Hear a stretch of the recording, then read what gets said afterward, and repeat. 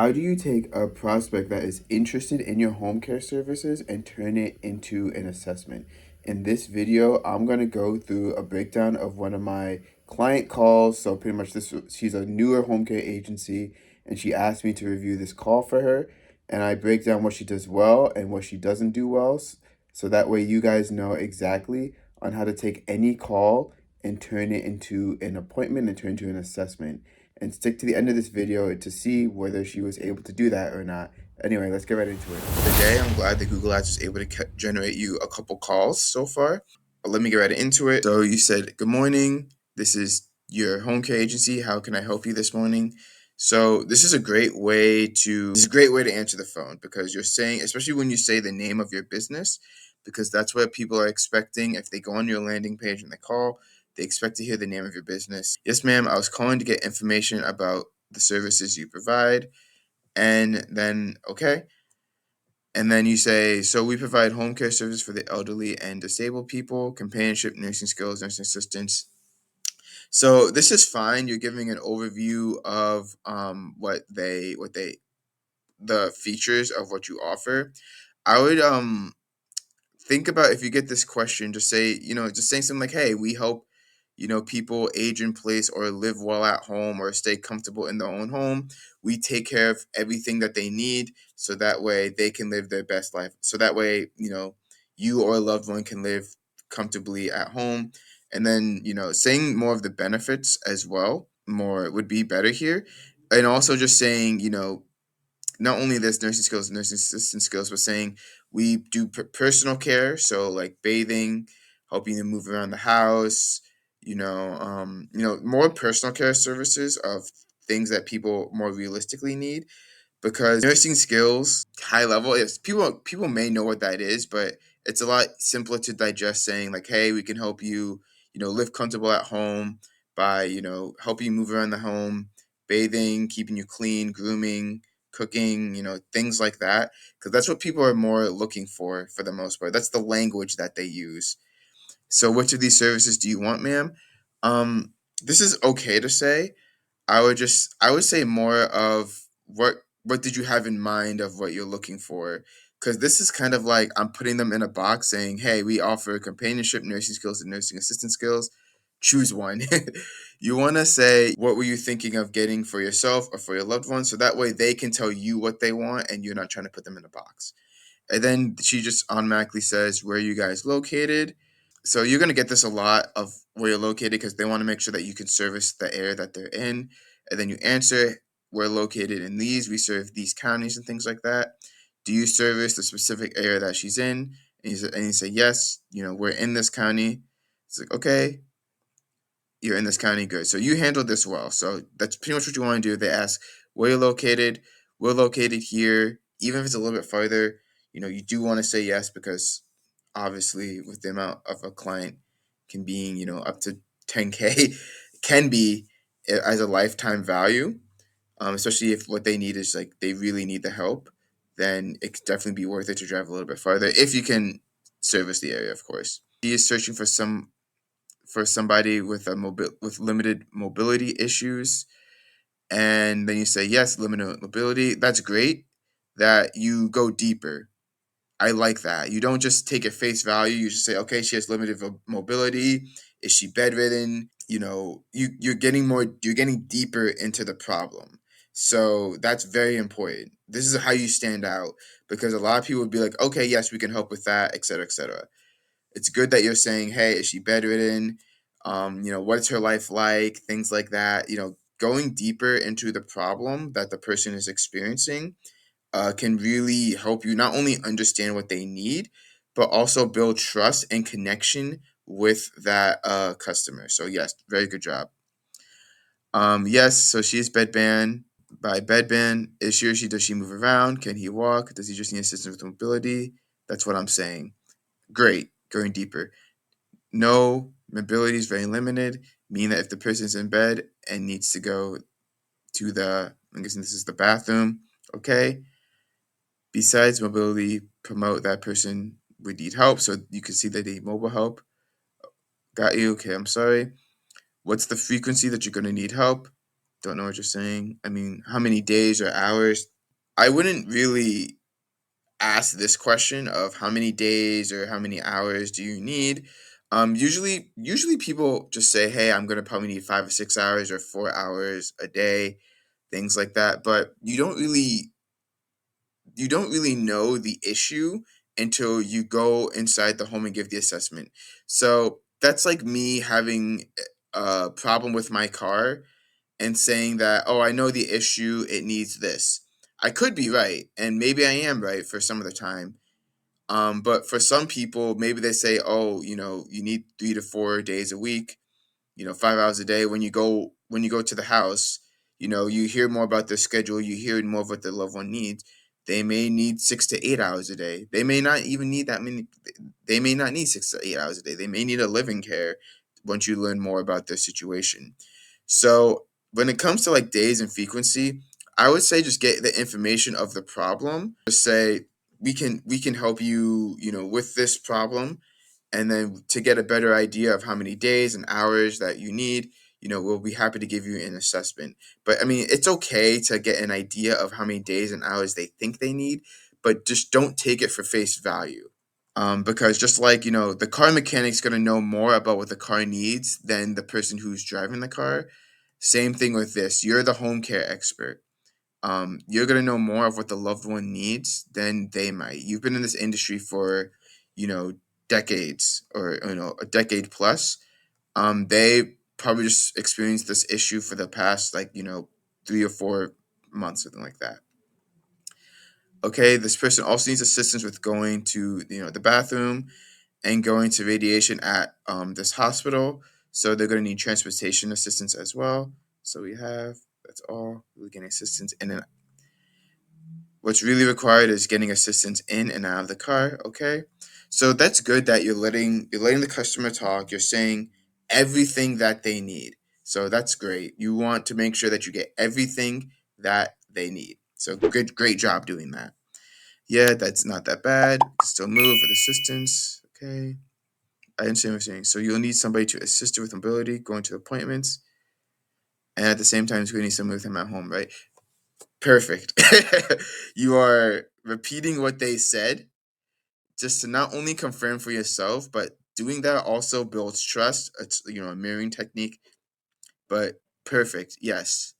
Yes, at home, like with limited, like I guess, what do you call, you know, bath or something like that. Saying bed bath, transfer mobility, yes. Incontinence, and was that the last one? Yeah, incontinence, okay. And errands, like go for appointments. Appointments are just errands, just appointments. It's the main focus right now. Okay. Okay, good. Appointments, I got you. So we're going to use our car if we're going to use the client's car for appointment. Yes, ma'am. How do you guys normally do with patients' appointments? Okay. You use the car for your transportation, or do you use family car because a family member is able to drive. They need, they just need help transporting the person from house to car. Okay, we'll go with that. So this is fine. Um, I would say you say we'll go with that. That's okay. I would just say whatever you're comfortable with, we will be happy to do. Obviously, if you can't drive them, you want to say that you can't drive them, but if doesn't matter either case, saying we'll go with that is okay. But saying whatever you're comfortable with is a little bit more comforting, a little bit more of an emotional touch. We'll go with the family car, either your family provider. That's okay. You do say that here. That's great. Yes. So what days do you want? Um, You don't. Yes, ma'am. So what days? It would have to be Wednesday, Thursday, Friday, Monday. So these are questions that you want to more get once you do the assessment. Once you're in person and things like that, it's okay to ask this, but not everyone's gonna know the days that they need, or just like the car mechanic, not everyone's gonna know what's wrong with their car, what they need.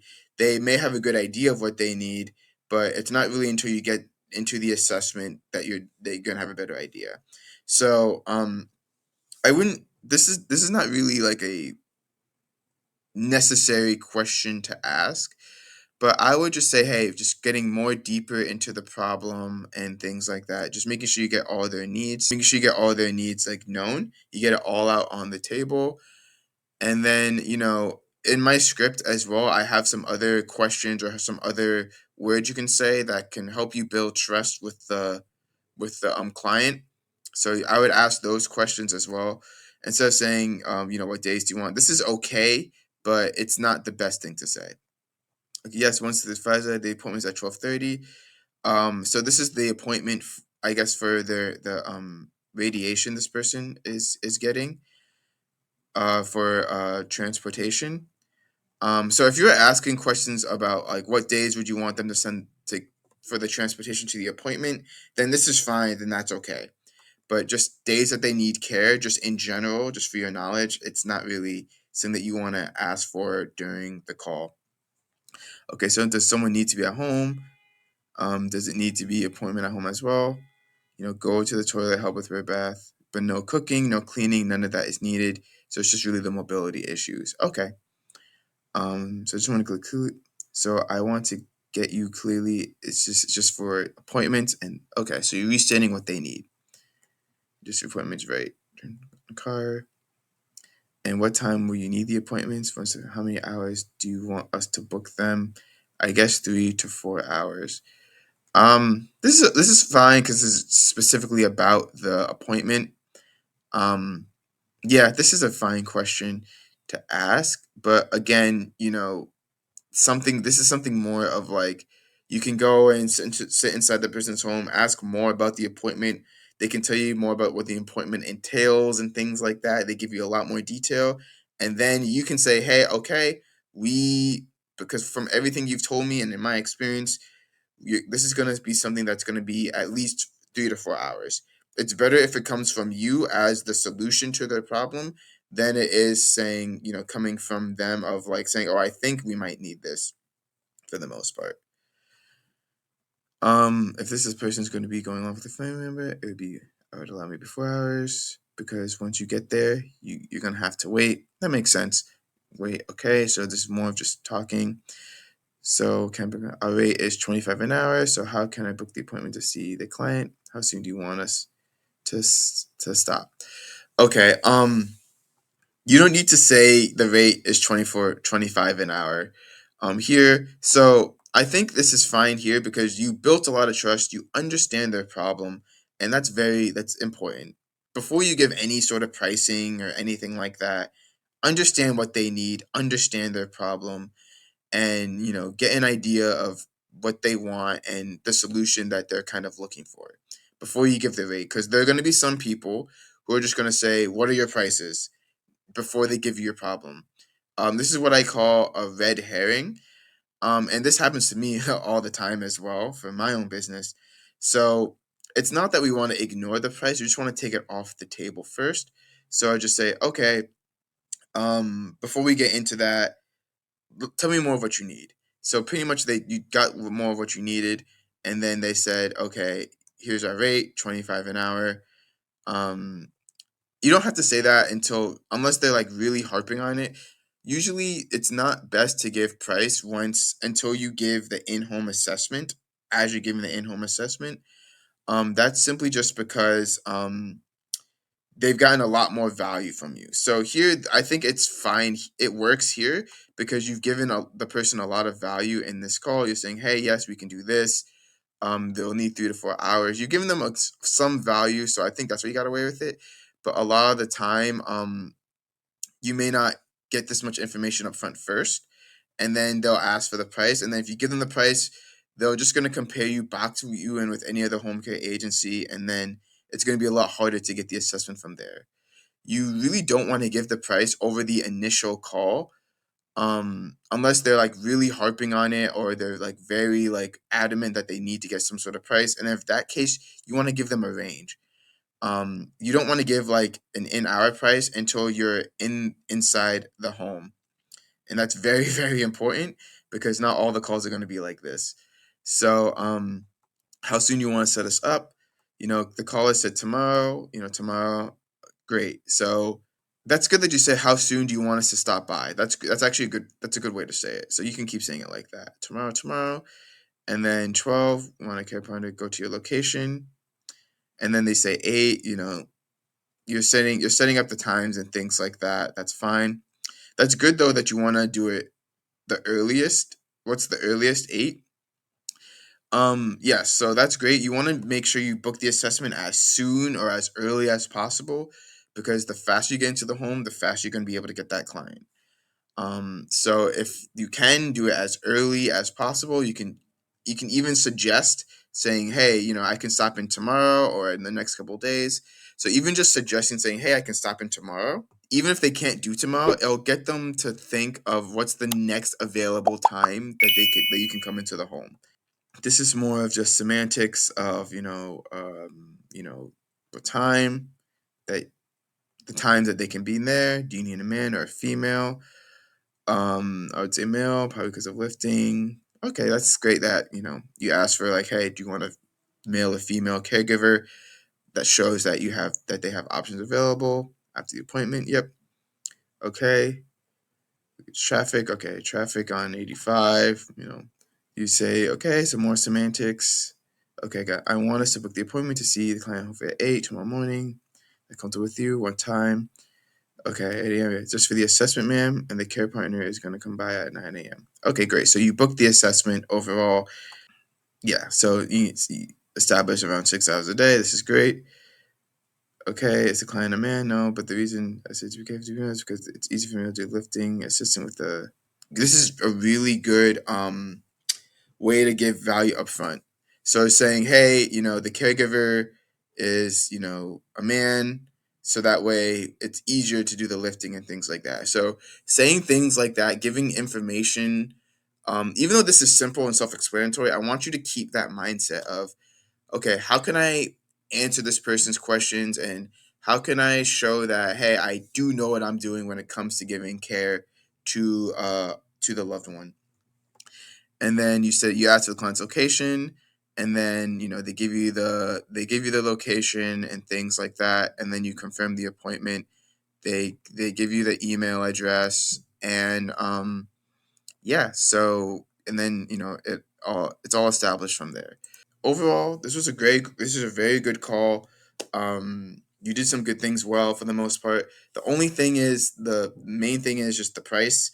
You don't have to say that if they don't really ask for it, they harp on it, and keep diving deep into the problem, so that way they can see that you are the expert.